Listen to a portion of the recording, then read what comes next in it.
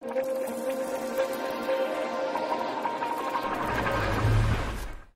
God. Our theme for this program is from Joshua chapter 13, from verse 1, wherein God was the one that spoke to Joshua, and he said to him that there remaineth more land to possess. Let's quickly look at that before we get into the message, because this same text is going to be part of our message tonight. Hallelujah. It's going to be just one message tonight to bless your heart, prepare you for tomorrow by the special grace of God. Joshua, I begin to read from verse 1. Now Joshua was old. Joshua was old. Take note of these words. I want you to underline these words that I'm giving you, because these are the words that we're going to be dealing with. Amen. Joshua was old. Number 2, it says, and stricken in years. Stricken in years. And the Lord said unto him, the Lord said unto him, unto who? To Joshua, thou art old and stricken in years. This was God speaking to Joshua. You are old, and there's so much that you've done, but physically you are wearing out. So it says, and Joshua was old, stricken in years, and the Lord said unto him, thou art old and stricken in years, and there remaineth yet, underline that word, there remaineth yet very. Do you have very in your translation? Very important. Very much land to be possessed. Verse 2 says, this is the land that is yet remaineth, all the borders of the Philistines and all Geshurite from Sheol. In fact, if you read from verse 3 way down to the end of the chapter unto verse 33, it clearly shows us that there was so much that he ought to have possessed that he did not possess. Unpossessed land. Praise God. Amen. But then it wasn't just that he did not possess the land. The people that God made the promise to, the Israelites themselves, they did not occupy this remaining land. Why? Because Joshua did not delegate these lands to them. And so as such, they were there without the possession, but yet with the promise. Praise God. Amen. Now let me say this to you. Many times in our lives as believers, we carry the promises of God, but not the possession of the promise. We proclaim the promises of God, but we do not receive the fulfillment of the promise. Hallelujah. Amen. We got all the promises of God, but we are not enjoying it. It's not working in our lives. There's a problem here. Praise God. Now, I want you to take notes and look at this very well. This is not Joshua speaking to God. This is not Joshua speaking to the children of Israel. Imagine this is God himself showed up to Joshua and he was speaking directly to the man. Praise God.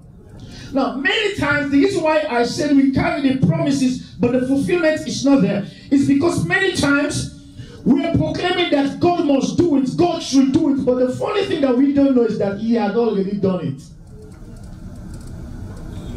Whatever God has promised since Genesis up to Revelation, it has already been fulfilled.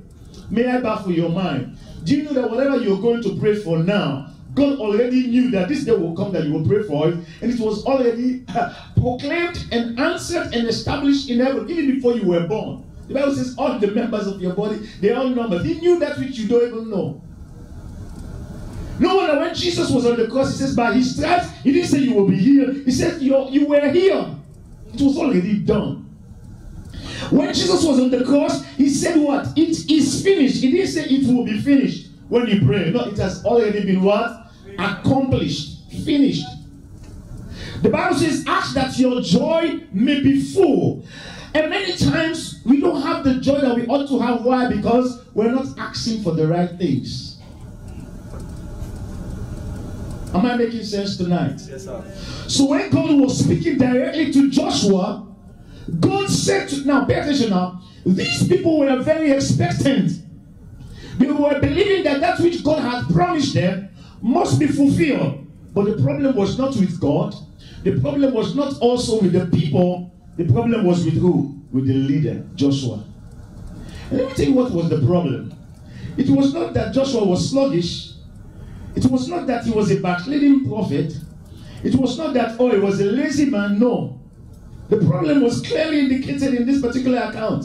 Let's go back. The Bible says, and the Lord said unto him, to who? To Joshua. It says what? You, Joshua, you are what? You are old. Praise God. Amen. Now, I want to say some things to you. I pray that God will give me the grace. Honestly, as I'm speaking to you now, this message, I'm just speaking from the Holy Spirit. The Bible says, God said to the man, imagine for God to tell you that you are old, it means you are really old. Praise God. Amen. The problem that we have today as believers is this. We fail to understand. Many times we say, oh, God is a miracle working God. God is a powerful God. Yes, but listen to this. This God also is a God of timing. Is it not the Bible that says in Ecclesiastes that He, God, had made everything beautiful in His own time, in God's own timing?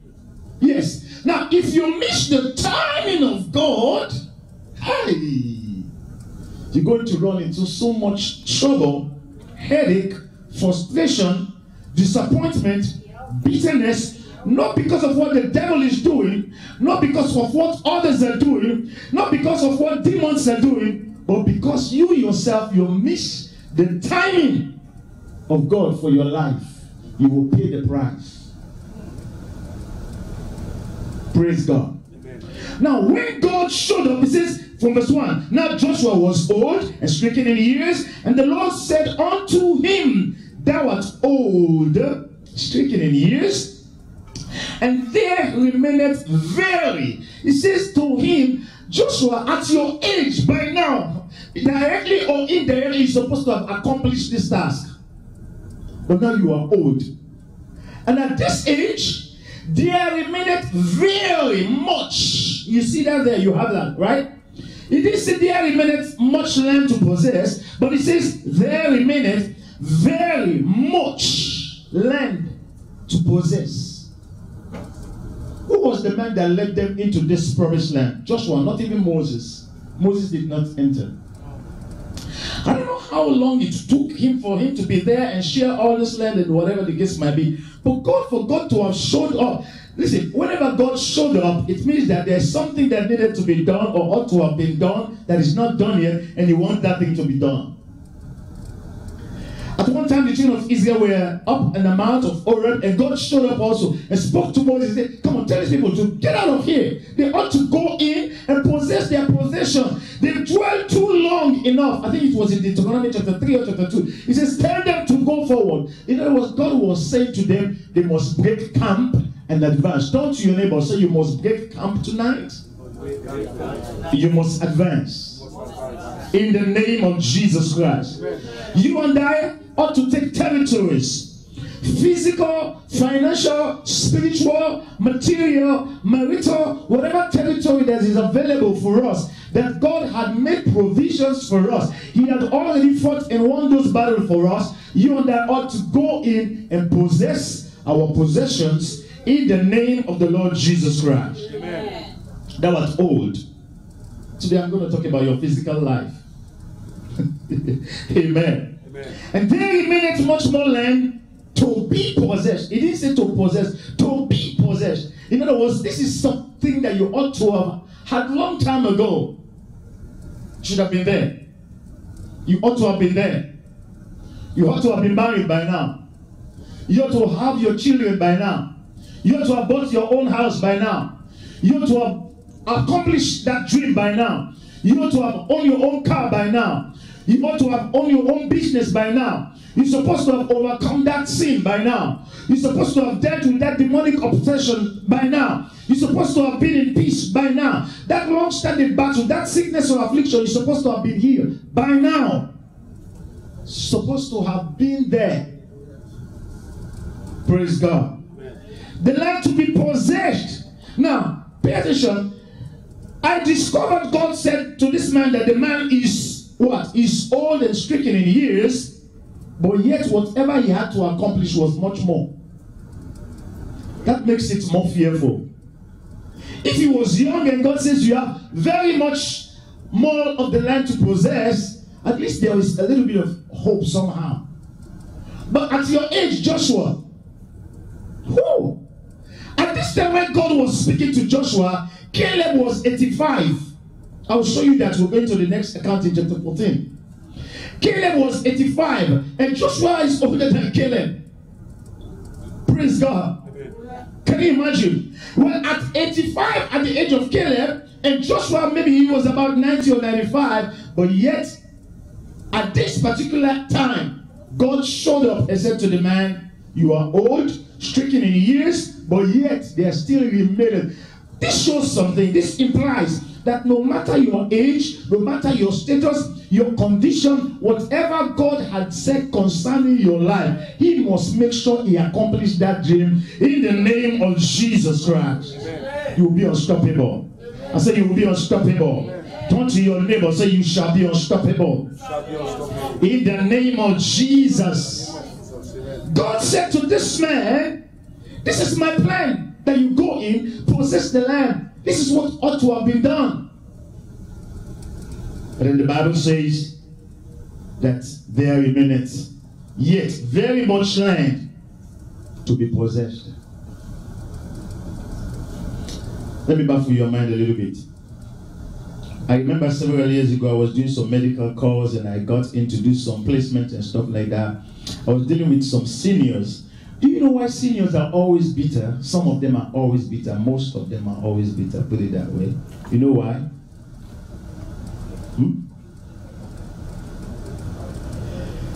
Majority of them, they are bitter, they are angry because when they look back to their life, they take a retrospect of their past. They realize certain things that they ought to have accomplished and they did not accomplish that task. Things that they ought to have done, they didn't do it. They get easily angry and bitter. And do you know why some people die young, or some people die suddenly with this thing, maybe it's heart attack, high blood pressure? It's because they have all the opportunities, they have all the chances to have done what they should have done, but they didn't do it. And at the end, when others are making it, they're angry. Why? Because they feel bad, they did not do what they ought to have done. Easily bitter, curse other people, just be rude to other people. Their problem is not today, based on how they live or what they do. Their problem had to do with what? Yesterday. What they could have done.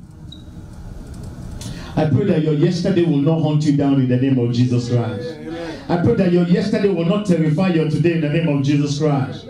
Turn to your neighbor, say you will wake up and fulfill God's dream for your life. Praise God. It says, this is the land.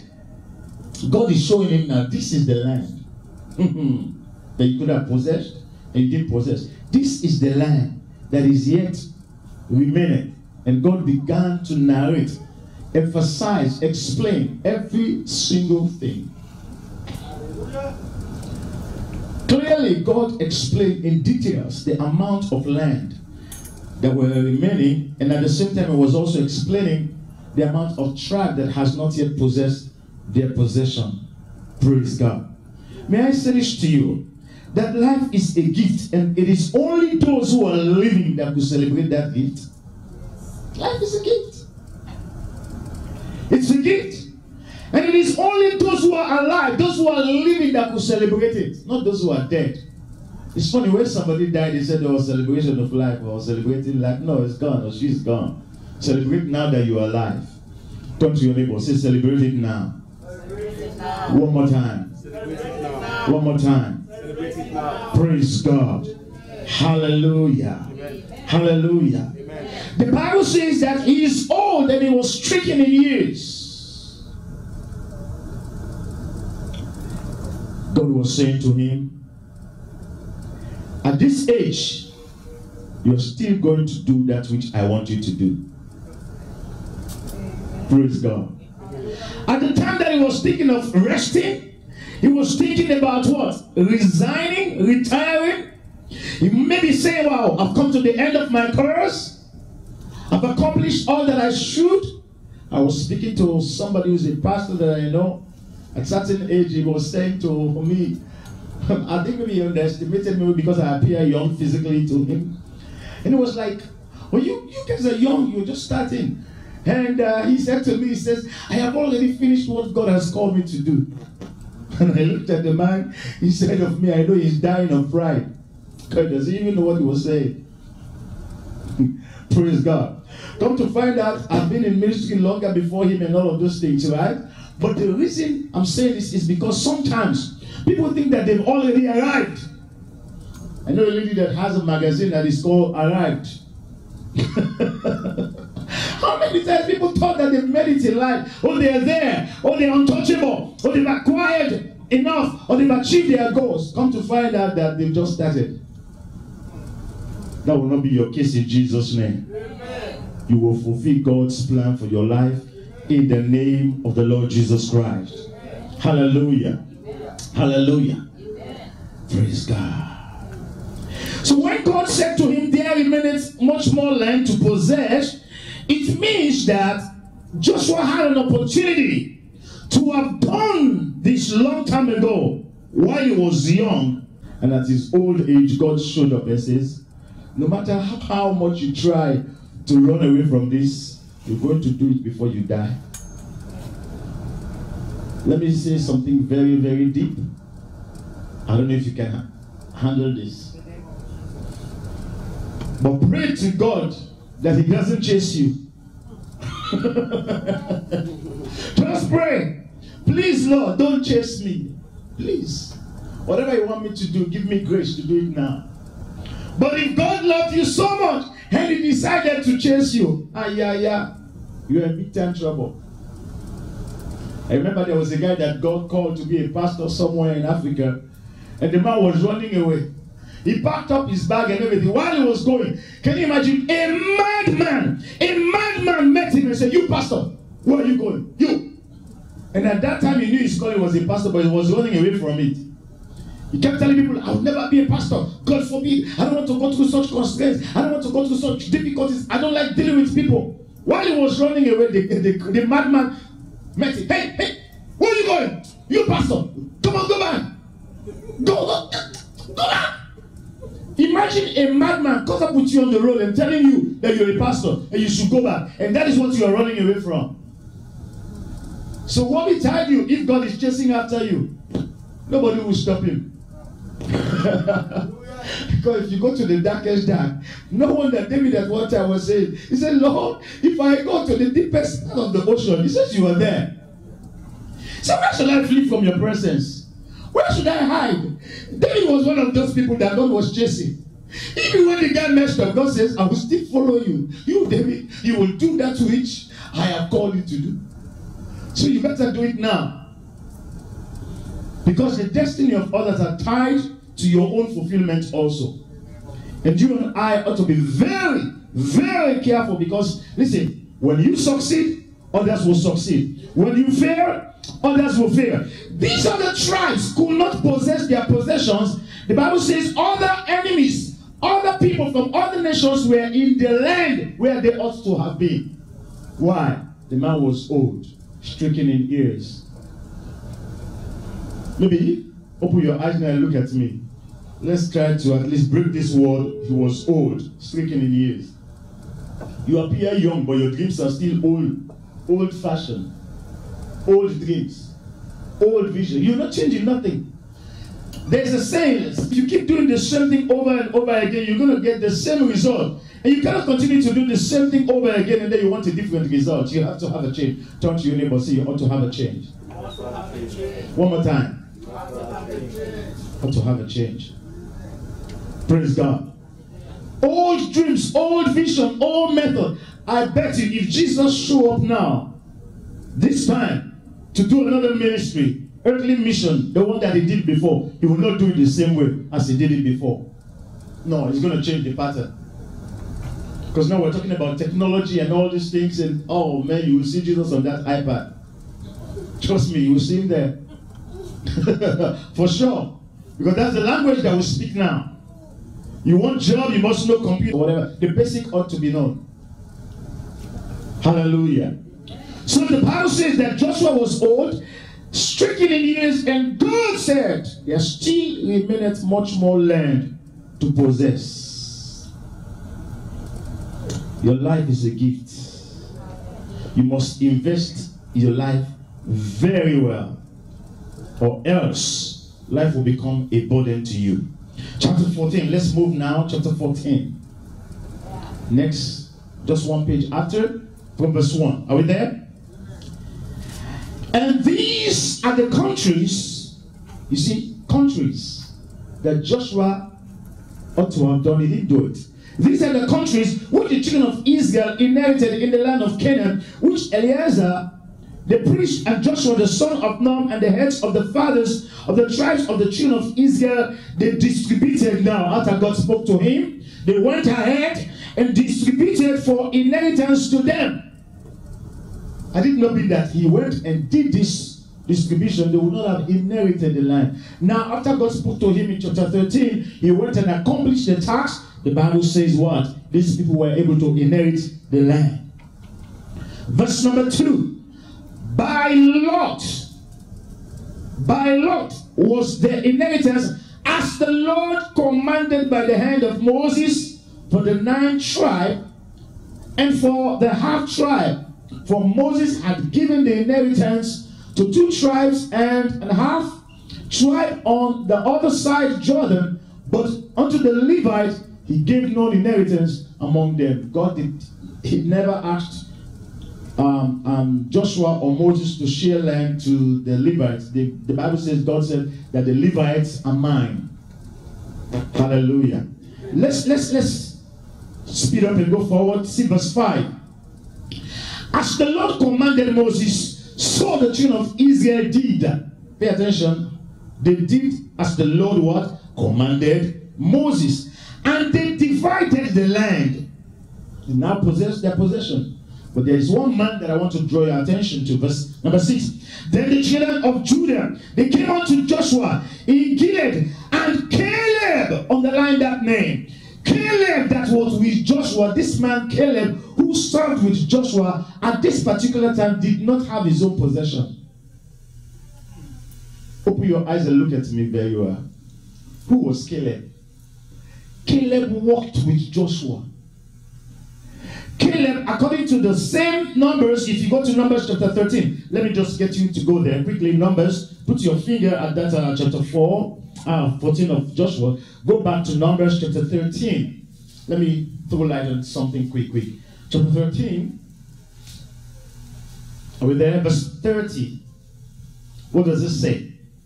And Caleb stilled the people before Moses and said, let us go up at once. This was when they were acting in unbelief, in doubt. They did not have respect for the promises of God. It was Joshua and Caleb who went in and spied the land, and they came with the 12 spies, and they were speaking unbelief and fear to the people. And then the Bible says it was Caleb that stilled the people, stopped them, and says, the Bible says, Caleb said, let us go up at once. Let's go now. At that time, how many years ago? 45 years ago. He said, let us go now.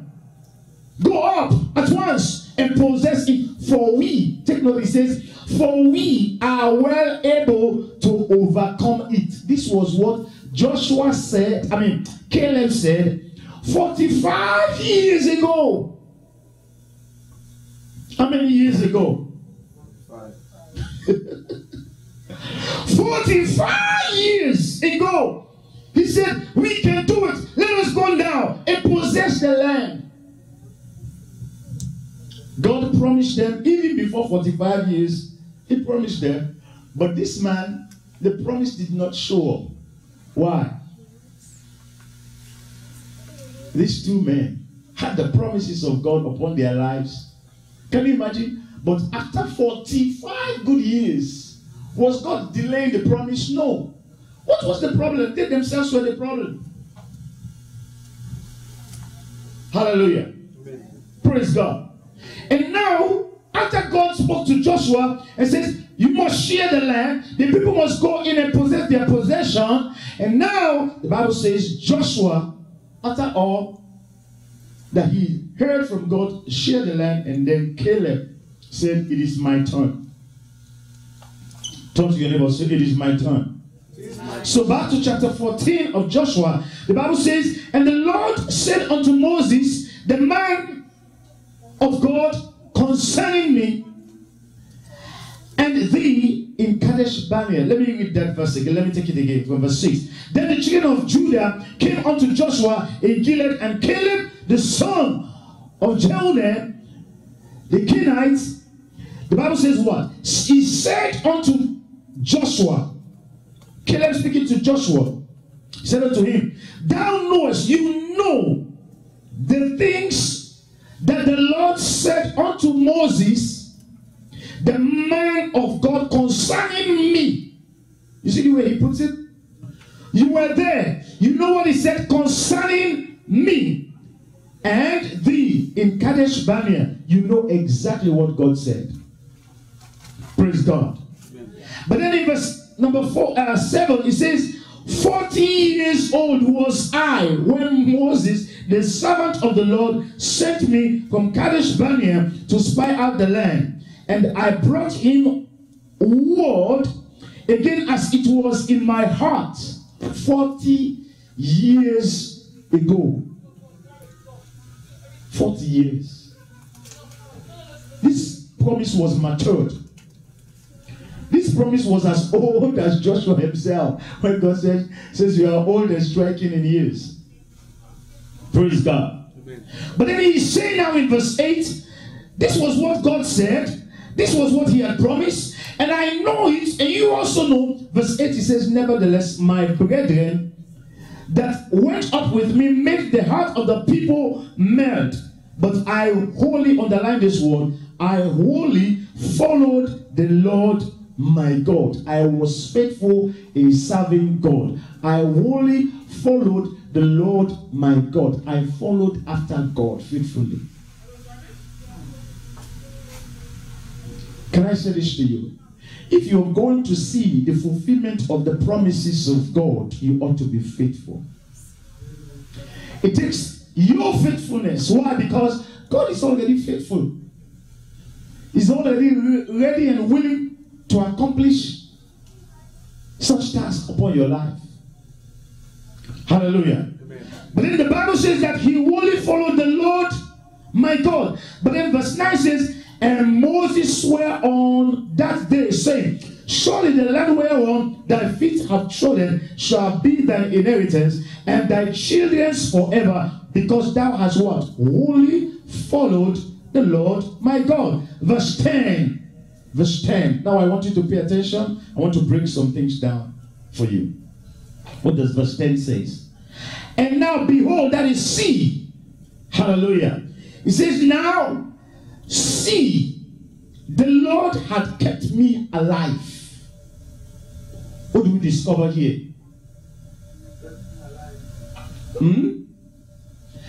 It is clear that you will not die unfulfilled in the name of Jesus. Amen. The Lord had kept me alive. Why? The ordinance of God was upon his life. The promises of God was not yet fulfilled. You will not die unfulfilled in the name of Jesus. Amen. It's like, this man, he will be a millionaire. He will be a millionaire. And then the next day we heard that he died. And was it not the man that they prophesied about that he's going to be a millionaire? So was the prophecy right or wrong? What was the problem? No, that will not be your portion in Jesus' name. Amen. The Bible says that he said that the Lord had kept me alive. Karaboshi. Now open your eyes and look at me. If God promised you A to Z, you will not die until A to Z be fulfilled in your life in the name of Jesus. The reason is because your life is tied to the fulfillment of the promises of God. Amen. Yes, sir. Do not allow your problems to intimidate you. Do not allow the enemy to intimidate you. Do not allow circumstances to intimidate you. You must live a fruitful and a fulfilled life. It is not yet over until you win. It is not yet over until the plan and the purpose of God be accomplished for your life. You see, that is why, listen to this, God could chase after Joshua and say, Joshua, even though you are old and stricken in years, you are not going to die unfulfilled. This task must be done. Trust me, God will chase after you in the name of Jesus. And whatever task that He had already assigned in and upon your life and this church and your family must be fulfilled in Jesus' name. Amen. Must be fulfilled. You must be fulfilled. Amen. Hallelujah. Amen. So the Bible clearly says that He said that the Lord had kept me. The Lord, behold, see, the Lord had kept me. God will keep you. Amen. He will keep you from shame. Amen. He will keep you from disgrace. Amen. He will keep you from sorrow. He will keep you from sin. He will keep you from the world. He will keep you from destruction. He will keep you from death. In the name of Jesus. Amen. The Lord is my keeper, says David. The Lord is the shade upon my right hand. The sun shall not smite thee by day, nor the moon by night. The Lord shall preserve me from all evil. He shall preserve my soul. The Lord shall preserve my going out and my coming in. From this time forth, from this time forth, as you are here tonight, I decree upon your life, from this time forth, it shall be well with you. From this time forth, you shall be promoted. From this time forth, you shall be delivered. From this time forth, you shall be here. From this time forth, you shall live a fulfilled life. From this time forth, you will understand the will of God for your life. From this time forth, the purpose of God for your life shall be accomplished. In the name of Jesus. From this time forth. Hallelujah. Amen. He says, the Lord has kept me alive. Thank you, Lord. It will be an insult to the integrity of God for God to promise you and you die without that promise being fulfilled. The enemy will say, shame. The devil will have a voice. God will silence the enemies in the name of Jesus. Amen. He will silence every evil voices against your life, against your family, against your career, against your destiny, against this church, against your marriage, against your businesses, against your consecration. In the name of Jesus. Amen. Hallelujah. That is why as you come through these days, you must make sure you tap into the anointing of God. Tap into the grace of God. That which is available for you, you tap into it in the name of Jesus. Your life will not be the same. Amen. This 2018, in fact, the purpose of coming here is for you to be able to prepare yourself for this new year. To be equipped for God's doing upon your life. You're going to position yourself in line with the will of God. You're going to spend much and more time to rebuild, refresh, and be restored in the name of Jesus. Amen. So the Lord kept me alive. Say that again. The Lord kept me alive. The Lord kept me alive. One more time. The Lord kept me alive. One more time. The Lord kept me The alive. enemy thought he would have swayed you a long time ago, but the Lord kept you alive. He thought he would have sort of like extinguished you, put it that way, a long time ago, but the Lord kept you alive. Which is the wizard, they want to eliminate you, eliminate your family, eliminate your health, your church, but the Lord kept you alive. Amen. Hallelujah. The Bible says, but the Lord kept me alive as He said. You see that? God kept me alive as He said. How many years? These 40 and 5 years, even since the Lord spake this word, Kalaboshi, since the Lord spake this word unto Moses, while the children of Israel wandered in the wilderness, and now, in other words, it doesn't matter who will be wandering around, but for me, what I know for sure is that, number one, he kept me alive because he had said these words upon my life. Listen, that is why you and the next person, you are never the same. Yes, sir. Never the same. Bible says they that compare themselves by themselves, they are not wise. Whatever God has said upon your life, that mandate is settled. So when they say, oh, we will see how you will make it, tell them you will live long to see it. Amen. Amen. Tell how you will go down fast. Tell them, if you're not careful, when I'm going up, you are going down faster than I. Yes, sir. Hallelujah. Amen. I love the way he puts it. He said, he kept me alive as he had said. Not what the demons are saying. Not what the devil may have said, which is a wizard. Oh, you will never make it in life. Your friends, your colleagues, or mates, or whatever, they accuse you of condemn. No, it's not what they are saying or what they may have said. But he said what the Lord had said. How long ago? 45 years. Even since the Lord spake these words unto Moses, while the children of Israel, while they wandered, others were wandering in the wilderness, but I still remember what God has said. Amen. Despite all that we are going through, I still remember what God had said. And let me show you something. One secret in life is, listen, one of the key secrets in life is for you to hear from God. The moment God says certain things, you know it's unstoppable. Nobody will disannul it, nobody will destroy it. So whatever God said, you capture it right away. You say, that's my winning ticket. So it doesn't matter what you go through. It doesn't matter what the enemy is doing. You know God said it, and I believe it, and that settles it. It will definitely come to pass. Amen. In the name of Jesus. Amen. Because the Lord had said it. He says he spoke and it was done. He commanded and it stood firm. Praise God. Amen. Hallelujah. He says, at this particular time, while the children of Israel wandered in the wilderness, and now, now, can we all say now, please? Now. One more time. Now. One more time. Now. One more time. Now. He says, and now, as from today, from this moment, lo, I am this day 85 years old. I am 85 years old. This is not a 45-year-old young man was speaking. This guy is 85.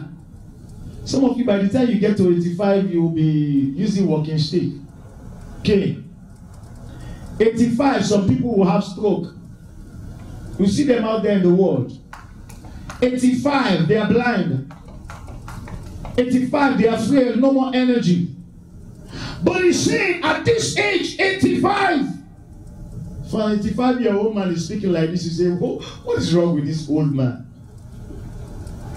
Now you see two different people here. One that God is saying, you are old, you're speaking in years, you must get up and do something. And there's another one that is saying, even though I am old, I am 85, I am still capable.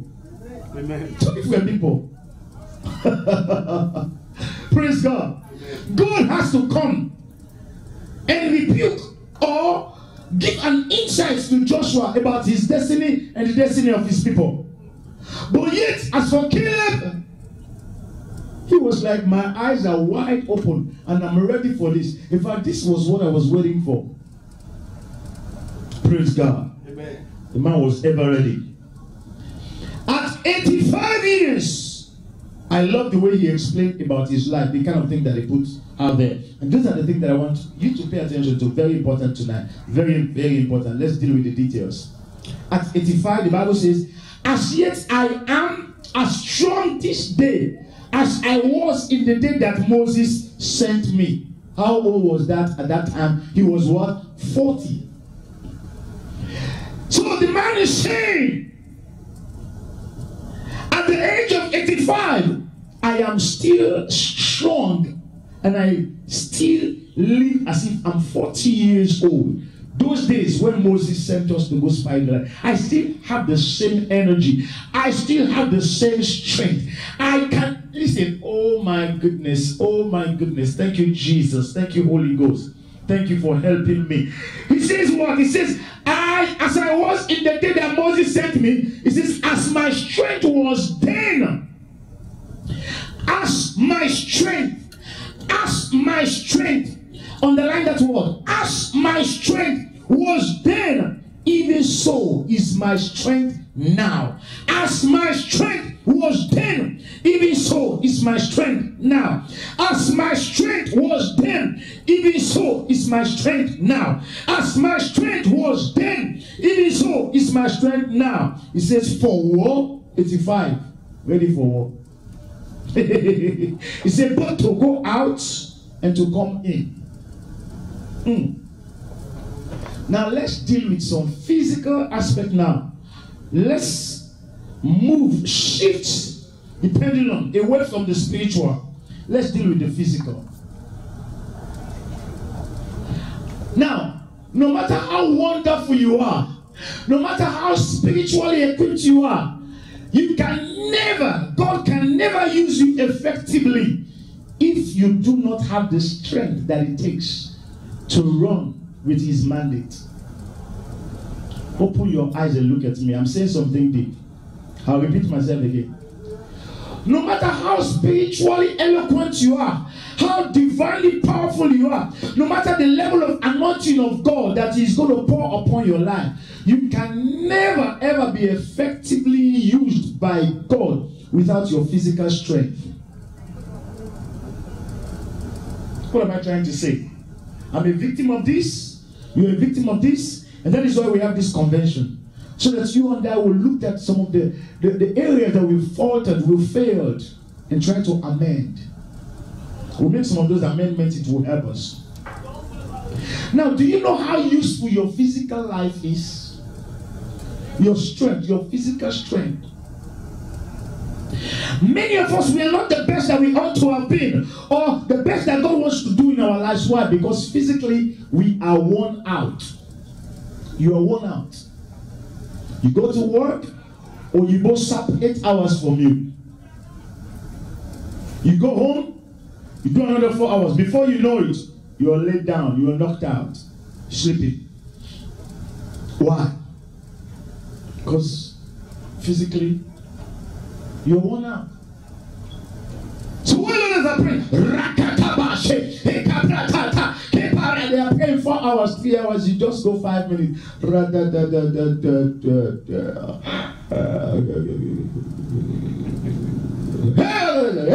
What? It's not like you don't want to be effective, but physically you are worn out. Remember when Jesus took the disciples, Peter, James, and John, they went up to the Mount of Transfiguration. What was going on? The men of God, these were apostles, not even disciples. They were the apostles of the Lord. These were the people that were so prominent with Jesus. These were like the bodies of Jesus. They were so close. Jesus Christ trusted them so much. Jesus Christ knew that they are capable of spiritual and divine relation with him. And so he took them up to the mount. But what happened? They were what? Sleeping. Whilst divine encounter was going on, the revelation was going on, they were busy what? Sleeping. Do you know why they were sleeping? Not because they were lazy, but they were worn out. They were exhausted by Jesus. And then Jesus came to them the first time, the second time, the third time. He said, won't you watch with me for what? 1 hour. They were still sleeping. Jesus said, the spirit really indeed is willing, but the flesh is weak. If I surprise you tonight, I invite, it will be a surprise. Do you know 99% of the time that you and I sinned against God, most of the time that we sinned against God, those are the times that we are physically weak. Do you know that? Satan is not going to come to you when you are physically strong, spiritually strong. He's waiting for the time that you're physically weak. Look at Jesus. After he fasted 40 days and 40 nights, that was when Satan showed up. The Bible says he was led by the Spirit to be tempted with the devil in the wilderness. Wow! He brought bread, he brought pride, he brought money, wealth, and all of that. Jesus says, no. Whatever he said, Jesus Jesus countered him through the same word. His very word. What was going on? Satan knew that at this particular time of weakness and frailty, that was when he could launch and knock him out. But he was surprised to know that in the midst of that, Jesus Christ excelled. May I say this to you? You must be very careful when you're weak. At your weakest moment, you become vulnerable physically. The Spirit indeed is always willing. He's always ready. Many times, many of you have gone through some demonic attack. You've gone through some casualties. Why? Because at the time that you're going to go through that attack, the Spirit of God revealed it to you. Maybe you saw it in a dream, maybe in a vision, or maybe somebody spoke to you.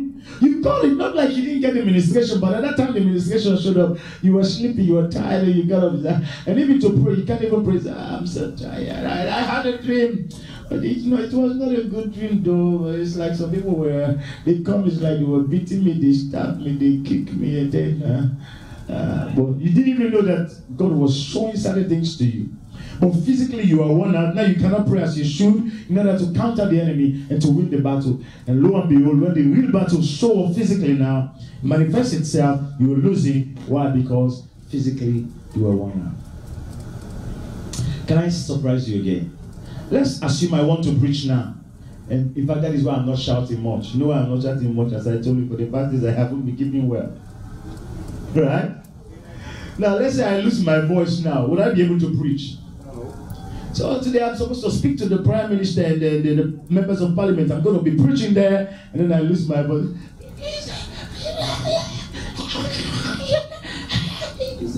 Please, can you just ask him out? Tell him not to waste that time. Who is this guy? Let's assume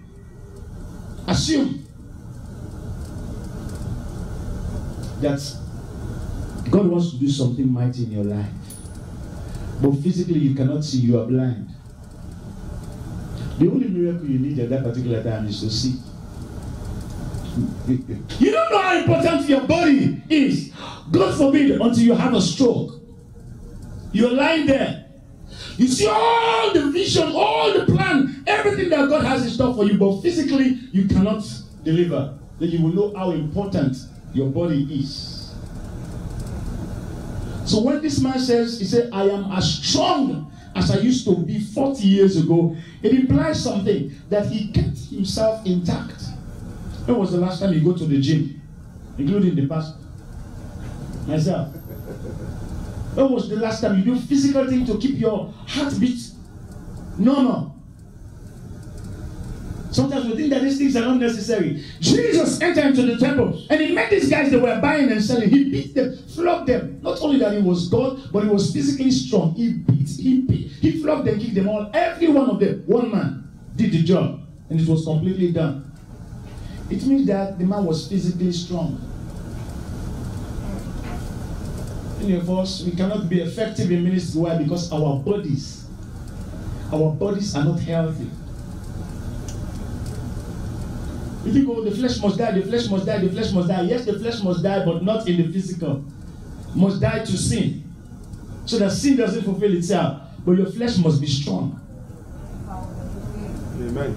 Because if that flesh is not strong, if every time you go to the hospital, oh, kidney problem, oh, liver problem, oh, heart attack, oh, high blood pressure, tell me, how are you going to be effective in the calling on the ministry of God? Every day, in and out of the hospital. You might not understand what I'm saying, not until you ask those who are sick. So now Caleb could say, I can do this. I can get into it. I can accomplish God's task. I am able. It says, as I was 45 years ago, I still have the same strength to go to war, to go out, and to come in. So no wonder the man could ask for what belongs to him. Because he was able. 85. It was just an age, it was just a number for him. Like they used to say, age is just a number.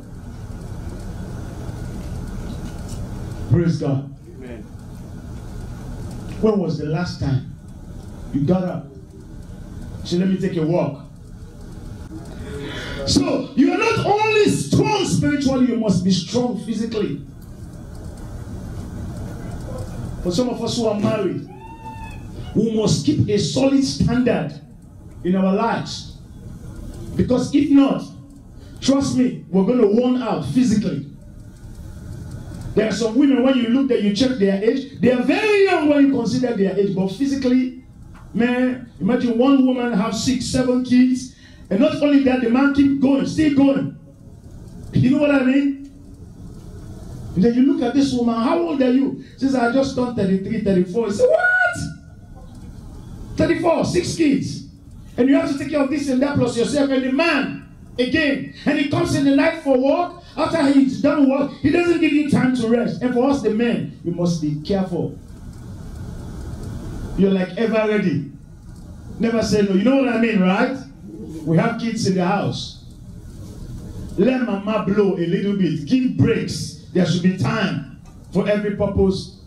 Not under the sun now, under the moon. If you know what I mean. So that you don't get worn out. You don't have a heart attack. You don't break down. Every day you want to do. Every day you want to do. Every day you want to do. No, you are ruining your life. Take time. And some of us don't eat well. You don't eat well at all. Most of us Africans, if not gari, eba, it's pounded yam. If it's not pounded yam, it's plantain. If not, it's rice. African people, heavy diet. Heavy! Carbohydrate plus carbohydrate. Carbohydrate times carbohydrate. Carbohydrate plus carbohydrate. Carbohydrate times when are you going to have balanced diet? You don't care. And so when you go to the doctor and tell you about diabetes, it's about don't eat enough sugar, don't eat more sugar. You eat rice and gari, rice and gari, rice and gari, all of that carbohydrate.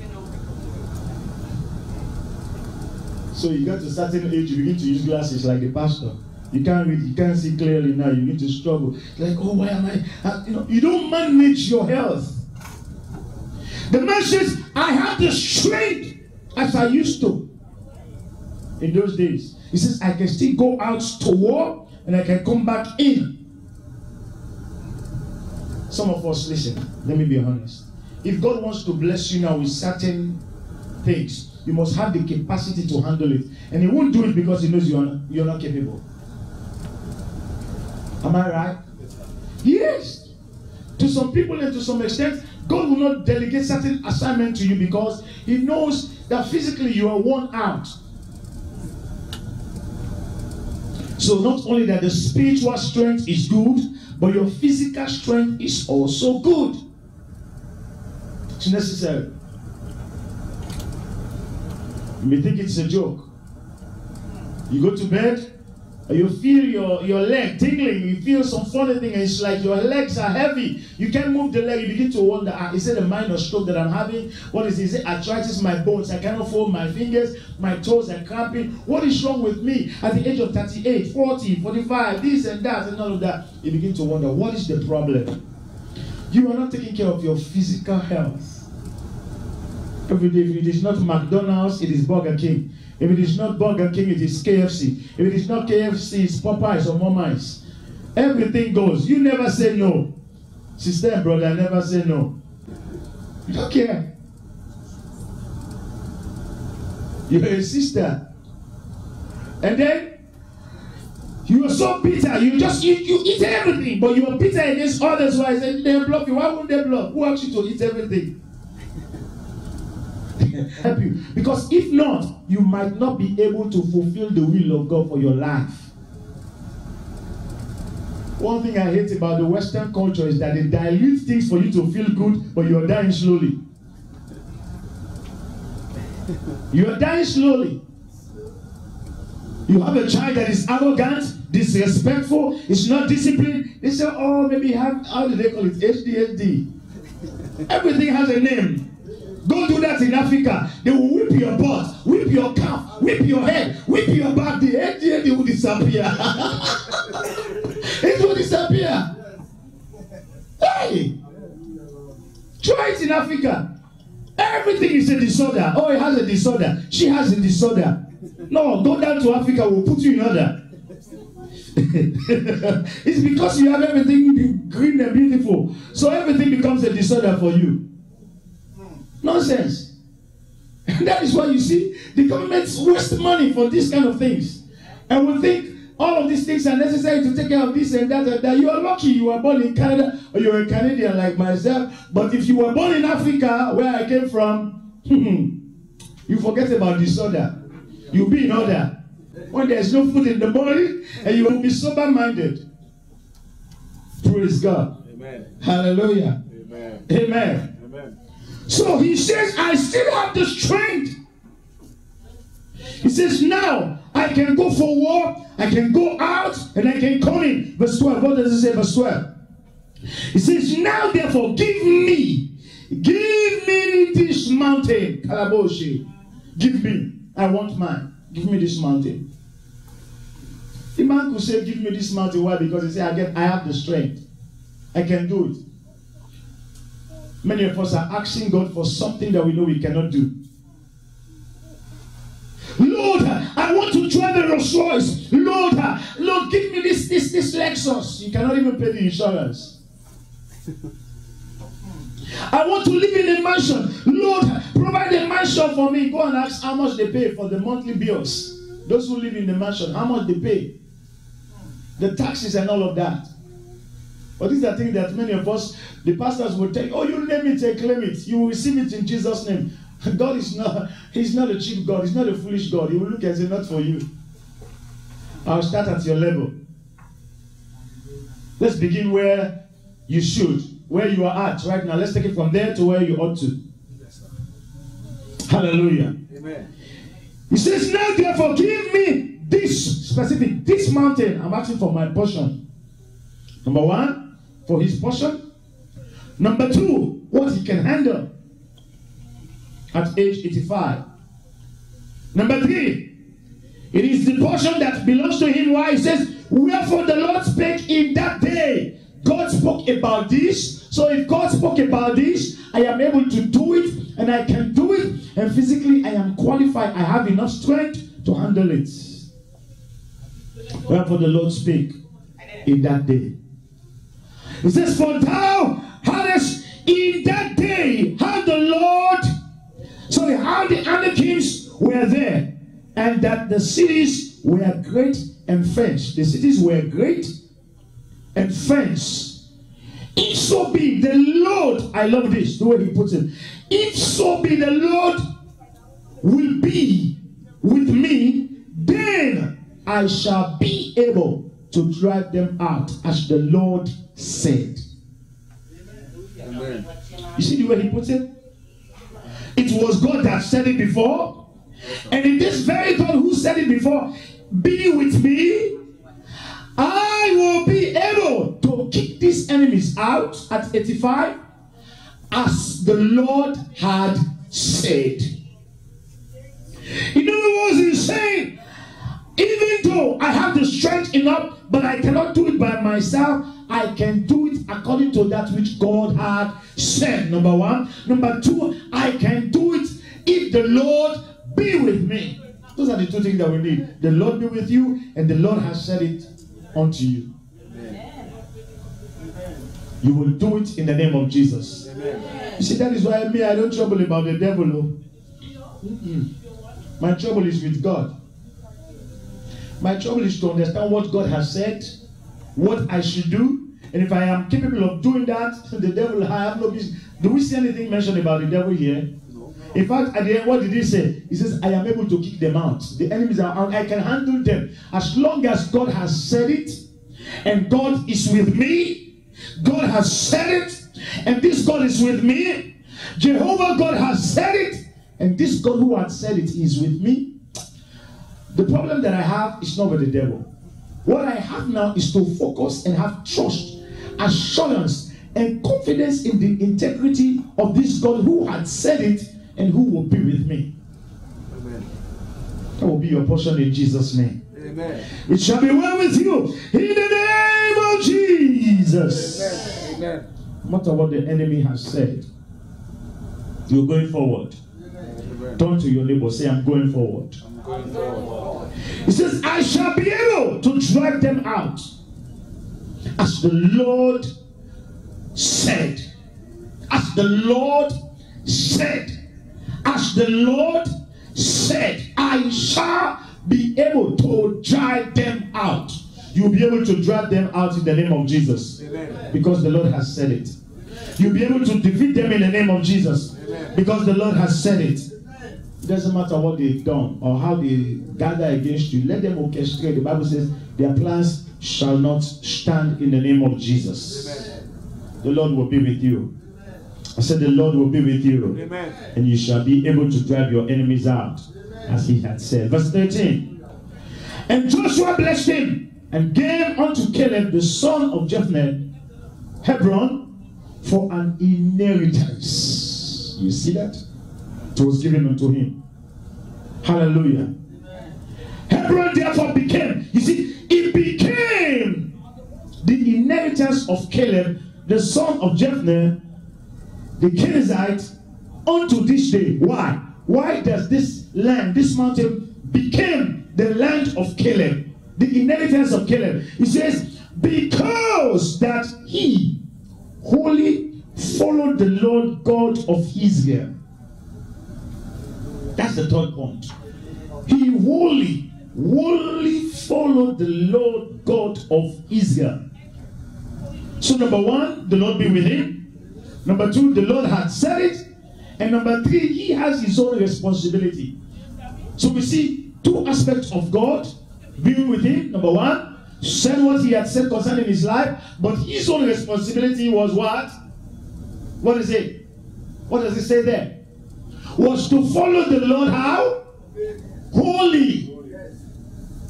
He followed the Lord wholly. That is completely. He obeyed God. He served God. He lived according to God's precepts and standard. Many of us, we want the promises of God, but we don't obey the principles of God. We want the promises of God, and we don't follow the conditions. I wonder when men of God will stand, most times they say, oh, God has promised A and B and C. Watch from Genesis to Revelation. Every promises of God is conditional. Even your salvation is conditional. Every single promises of God from Genesis to Revelation, every one of them, cut any one, I will show you the condition behind it. Everyone. There's not a single promise in the Bible without a condition or a principle. Even your salvation. Can you imagine that? It says if you confess your sin, the condition there is if. If you believe in your heart and confess with your mouth that God raised him from the dead, that shall be saved. The condition there is what? If. That's the principle. That's the condition. Now unto him that is able to do exceedingly, abundantly, above all that you will ask. It says what? According to what? His will. There's no promise in the Bible without it. So many times we want to run with the promises and we forget about the principles and the conditions behind those promises. The Bible says, because that he wholly followed the Lord God of Israel, at the end what happened? God established the man. He entered in the promises. The mountain of Hebron was his inheritance. The reason why you haven't received your inheritance as yet is because you are not prepared for it. Mentally, physically, emotionally, socially, every area you must and you should be prepared. And let me say this to you. You think that you know yourself very well, but God knows you better than you do. And the interesting part of this is this. Many times, God knows our heart conditions.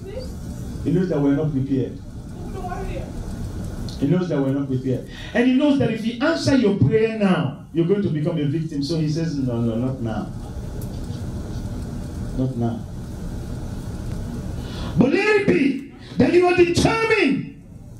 You are ready. You are prepared like Joshua. Caleb was ever ready. He says, 45 years, I'm still ready. He says, I'm even able. The same strength that I used to have in the days of Moses 45 years ago, I still have the same thing. In fact, I can fight now. Go to war. Go in and go out. I wish I had time to just deliberate on those words. Go in and go out. I can do it. So your physical life is necessary. Physical as well as spiritual. You drinking sugar every day. You drink sugar. You like sweet stuff. Diabetes. You will not be able to go in and go out. Give you small thing to do. You're breathing as if you're going to collapse. What's the problem? You don't have any energy. In the summer, you can't even go out and exercise. All of those are important. Your physical strength is important. Your spiritual strength is important. Your relationship with God is important. Understanding the principles and the standard of God's word is very important also. There are some people, they are old, physically in age, but when you see them, the amount of things that they are capable of doing, you will be surprised. Invest in yourself. Invest in your health. Invest in your potentials. Invest in your time. Invest in your body. Invest on all of these things. Your life will never be the same. What have you done regarding your health? You're still eating the same thing. You don't even have time to watch yourself to see some of the things that you eat will make you feel dizzy. You know, I remember there was a time I was eating this, what is this fruit called again? This big one, very big, green, watermelon. I love watermelon. There was some time I will never forget. I was eating watermelon. I'll feel my heart is like beating fast. It's like I'm passing out. What's the problem? But watermelon is good. I've been eating this thing for years. When I eat watermelon, I will not sleep. I'll feel, man. When I realized that I stopped eating watermelon, that was the end of it. Observe yourself. Don't continue to keep doing the same thing that you know is hurting you. You're doing it and doing it and doing it. Improve your life, develop yourself, develop your health, develop your potential. If you know God gave you the ability of singing, continue to sing. Preaching, continue to preach. Teaching, whatever it is that God has endowed upon your life, that is your gifting. Use it. Don't be a bench or chair warmer in the church. Be effective. Make use of your time. There's a time for every purpose. Joshua was old, speaking in years, and God says you will do it.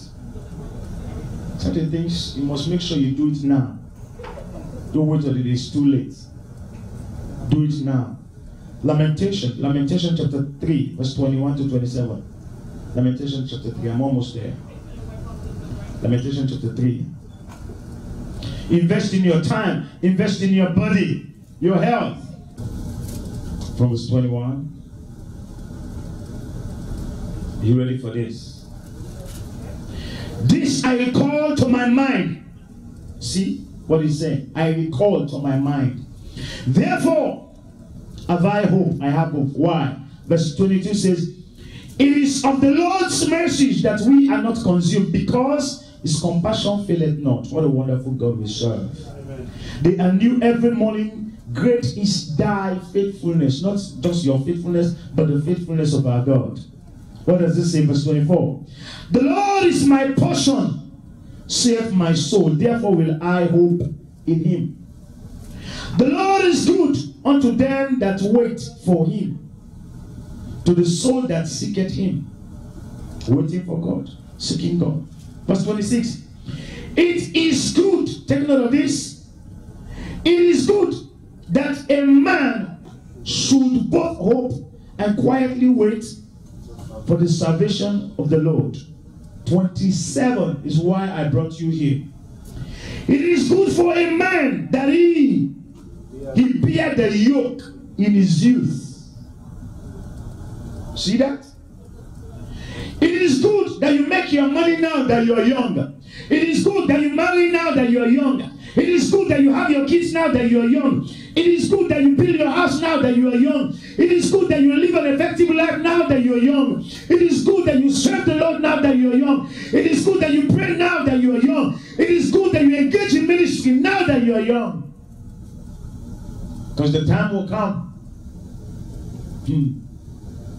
You will not go out there and see an 80-year-old man right now evangelizing at this time, looking at the weather. Except if you have the grace of God. Look at the service this evening. Some people don't want to come out. Ooh, it's too cold. Extreme cold. Bear the yoke. When you are young, you can handle all kinds of things. The Bible says it is better that you deal with certain issues of your life when you are young. Because when you are old, if you allow those pressure to come upon your head, you will die. To give you heart attack, high blood pressure. Imagine at the age of 65, you're looking for a factory job. At the time you're supposed to be retiring. Imagine at the age of 57, 59, you're looking for a factory job. At the time you're supposed to be retiring. It's discouraging, right? Because you're saying, by now, I should be giving up by now. This should be the time that I should come to the end of my labor. May I say this to you, beloved? We must wake up. There still remaineth much land, or more land, very much land to possess. This church ought to move to every corner of the city of Toronto. This church ought to move to every province of Canada. This church ought to move to every city in the United States. This church ought to move to every part of the world. But the only way you and I can accomplish this vision is when you and I are willing and ready to pay the price and make a move at this time. Not tomorrow, now. Not when you are old, now. Praise God. You can run faster than ever now. To become the pastor that God has called. Say, I know God has called me to become a pastor, but I'm not ready yet. I'm not ready yet. I'll wait. Okay, keep waiting. There are some people that discover themselves too late. Too late. And they could not do much. By the time they wake up, oh, time has gone. And they are struggling. What's supposed to have cost them 5 minutes is costing them 5 weeks. What they should have done in 5 years, they're doing it in 15 years. And some of them will keep doing it until they die. Unaccomplished dreams, goals, and vision. I pray that that will not be your portion in the mighty name of Jesus Christ. Amen. Turn to your neighbor, say, you must wake up. You must wake up. One more time. The Bible says God is faithful to accomplish his task. But you must learn to bear the yoke when you are young, in your youth. A few more verses and we're going to pray. 1 Thessalonians chapter 5, verse 24. See the faithfulness of God. 1 Thessalonians chapter 5. As we go through this program, by tomorrow, by the time we finish the day, God would have brought a whole lot upon your life in the name of Jesus. Chapter 5, verse 24, 1 Thessalonians, I read, faithful is he that calleth you, who also will do it, whatever you are believing God for. The Bible says God is faithful. This great, mighty God who had called you, he is faithful. He is faithful. He is faithful. He is faithful. And he will do that which he has called you to do. He will do it. Amen. God will not leave you this way in the name of Jesus. Amen. He is also able to do it. You may not physically be able or spiritually be able, but if God has called you to it, he will empower you. You'll be able to do it in the name of Jesus. Amen. Hallelujah. Amen. 2 Thessalonians chapter 3 verse 3. 2 Thessalonians chapter 3 verse number 3. But the Lord is faithful. See that again? The Lord is faithful. Who shall establish you? He will establish you. He will keep you from evil in the name of Jesus Christ. Amen. No matter what you are going through, God will establish you. He will keep you from evil. He will keep you from shame. He will keep you from death. He will keep you from premature death. He will keep you from accident. He will keep you from sorrow. He will keep you from disappointment. In the name of Jesus. Amen. Whatever evil that the enemy has designed against your life, he will keep you from it in the name of Jesus. Amen. Finally, 2 Timothy chapter 2, verse 13. 2 Timothy chapter 2, verse 13. 2 Timothy chapter 2, verse 13. Are we there? Can we read together?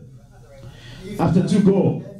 If we believe not, yet he abideth faithful. He cannot deny himself. In other words, God is saying, even if you choose not to believe, he will still forever abide faithful. Even if you deny him, he will not deny himself. God is saying, I will not deny myself. I will still continue to be faithful. This is what I am, and this is who I am, and this is what I will do. I want to say this to you tonight, that if you die unfulfilled, it is not the will of God, and you will not blame God. Praise God. Amen. Fortunately for Joshua, he was called by God and said, sir, you have not done what you could have done. Still behind. How many of us have had so much plans? I wish I could do it. I wish I could do this. I wish I could do that. I wish I... And some of you, let me back for your mind before I close. Even me as a pastor, I'm guilty of what I'm preaching. We're all guilty. I'm speaking from the Holy Spirit. Sometimes you have a message. It happens to me most times. The Lord gives me a revelation. I'm studying or I'm reading, and then He gives me a revelation. And I'm like, I should write a book on this, or I should preach about this, or I should put this down, I should publicize this thing. And then I'm like, this revelation is deep, it's deep, it's deep. Thank you, Jesus. Think that I'm the only one getting that revelation. Suddenly you turn the TV on, you hear the same revelation that God gave to you. Maybe a year ago or a few months ago, you never opened your mouth to say, a man of God is preaching it somewhere. Say, hey, he got it from me. No, he didn't get it from you. God gave you the revelation before to pass it across, and you didn't make use of it. Somebody had picked the vision. It's the same Holy Spirit that we have. You had a song. The song is so deep, maybe in a dream, and you got that revelation. You were singing that song in a dream. You woke up and you were singing the song, singing the song, singing the song, singing the song, singing the song. And then you were just careless about it. Suddenly you forgot about the song. 6 months down the road, or maybe to a year, you had somebody came up with an album, and the song is almost exactly the same. It's like, is this not the song that I heard in a dream? You begin to wonder, what? You know what God is doing? He's teaching you a lesson. He said, your life is in my calendar. And if there's a project or an agenda that you ought to fulfill, and you want to deprive me, no, you will be deprived, but my project will still be accomplished. May I say this to you? If you think you can deprive God, you'll be surprised that you will be deprived, but the will of God will be accomplished. How I pray that will not be your portion in Jesus' name. Amen. But your portion will be like Joshua and Caleb that says, I can do it. I am strong enough. Lord, I'm able. God, give me my portion. God, don't let me die unfulfilled. God, don't let me die unaccomplished. Whatever you have called me to ministerially, financially, maritally, physically, nationally, internationally, whatever area in life, God, whatever aspect, I'm begging you, Lord. I'm pleading to you, Lord, as we start this night for this 3 days convention, Lord, don't let my life be ordinary. Don't let me die unfulfilled, unfruitful, unaccomplished. Lord, help me, Lord, help me, help me. Help me, Lord, help me. Stand to your